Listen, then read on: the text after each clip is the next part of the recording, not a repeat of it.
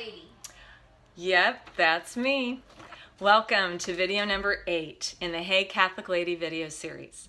I'm an ordinary lady with an extraordinary desire to spread the gospel of Jesus Christ and His Church, the Catholic Church. The way I do that is through these informative and entertaining videos to hopefully inspire you, the viewer, into wanting to learn more about the Catholic faith and research it on your own. Well, I must apologize right off the bat for taking so long to make this video.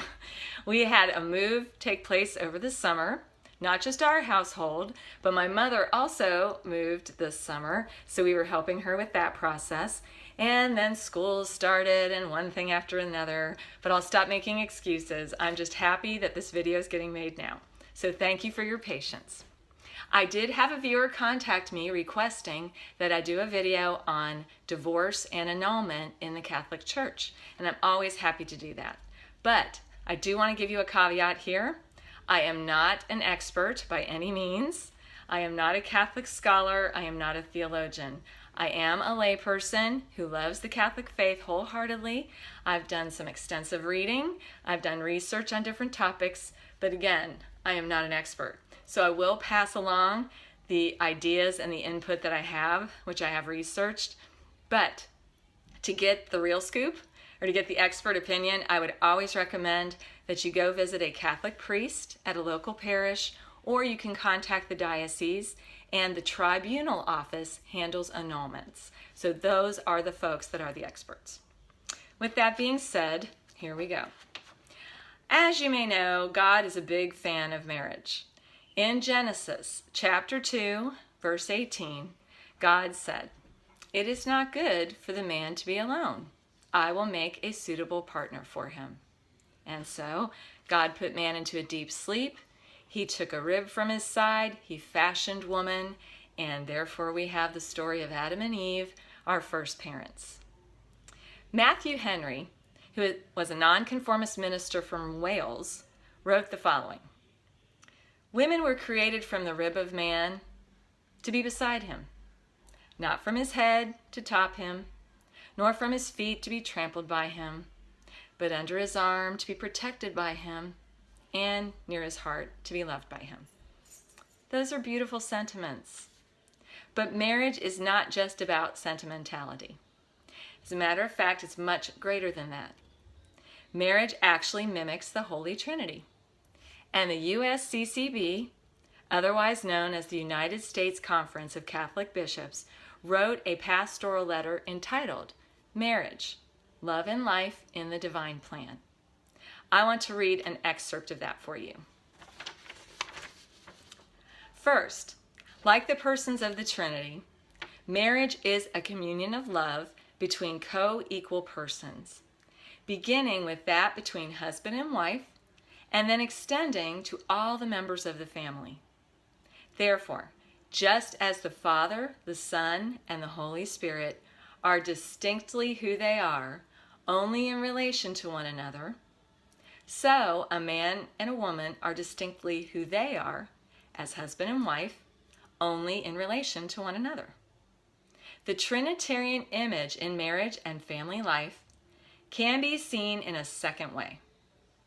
Just as the Trinity of persons is a life-giving communion of love, both in relationship to one another and to the whole of creation, so a married couple shares in this life-giving communion of love by together procreating children in the conjugal act of love.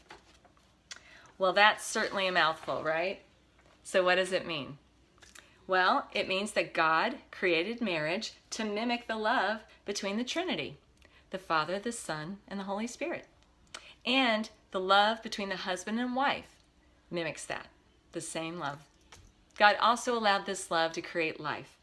And when man and woman come together as one in that conjugal act, they can create life, a baby, and it's beautiful. Entering into the sacrament of matrimony is not a lighthearted decision. This is a union that is supposed to be primary, it's supposed to be exclusive, intimate, and permanent. Therefore, one cannot just get a divorce if they feel like it because things aren't going well. That's not the attitude you should take when entering this lifelong bond. And Jesus himself said it in Matthew chapter 19, verse 6. So they are no longer two, but one flesh. Therefore, what God has joined together, no human being must separate. An analogy I read once stated it pretty well in likening it to baking a cake. When you're mixing all the ingredients for the cake, the eggs, the sugar, the flour, etc., you can't unmix those things later on. They have become a brand new creation. So the same with marriage. When the man and the woman come together in that marital bond, you can't unmix it. They have become a new creation.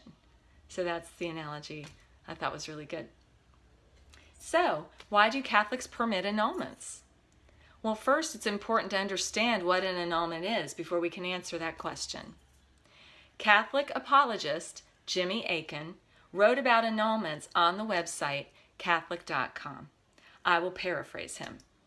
He basically said, an annulment, which is formally known as a declaration of nullity, says that a particular marriage was null from the beginning, which means something was gravely wrong at the time the wedding vows were exchanged, and it prevented that marriage from being valid or coming into existence. Now, this is different than a divorce, which proposes to dissolve a marriage which is in existence. So what are some of these grave matters they're talking about which can initiate an annulment? Well, they can include things like not telling your future spouse that you were incarcerated before you knew them, or maybe you have a contagious disease and you didn't tell them about it, or maybe you threaten violence upon that future spouse if they didn't marry you, or you're only entering into this marriage to gain an inheritance or gain citizenship. These are just some of the many reasons that can be used toward an annulment. Every case is different, and they must be evaluated individually. Because the process of annulment in the Catholic Church had a reputation of really being costly and taking a long time, Pope Francis wanted to streamline the process. So in 2015, he released documents changing the current process of annulment in order to make it more accessible and less time-consuming. Another thing worth noting about annulments: if one is married with children and they pursue an annulment, does this make their children illegitimate? Absolutely not. It does not. The children are legitimate because of the civil union. This was recognized by the state in which you received your marriage license. The annulment is a declaration from the church, not the state. So the annulment states that the marriage was not sacramental, but it was legal in the eyes of the state. Therefore, this is no reflection upon the legitimacy of children. If a Catholic gets a divorce, please note that they do not become excommunicated or barred from the sacraments. The divorce itself does not separate them from receiving the Eucharist. However, if they remarry without obtaining an annulment or the declaration of nullity, then they have entered into an adulterous relationship. And in a state of adultery, they cannot receive Holy Communion. And this is stated in the words of Jesus in Mark chapter 12, verses 11, or rather chapter 10, verses 11 and 12. He stated, "Whoever divorces his wife and marries another commits adultery against her. And if she divorces her husband and marries another, she commits adultery." Because these matters are complicated, it is always best to contact your Catholic priest in the local parish or go straight to the diocese to the tribunal office to be counseled properly. I hope that gave you a little insight into divorce and annulment in the Catholic Church.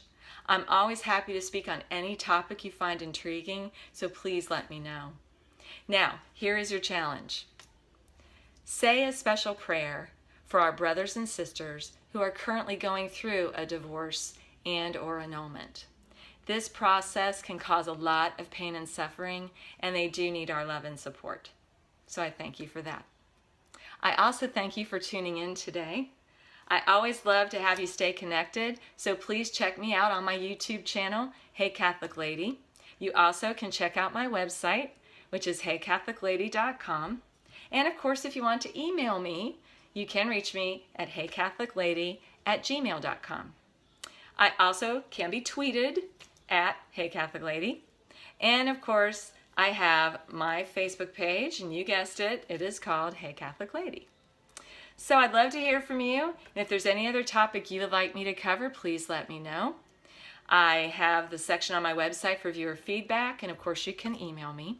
But thank you again for staying connected, and may God bless all of you.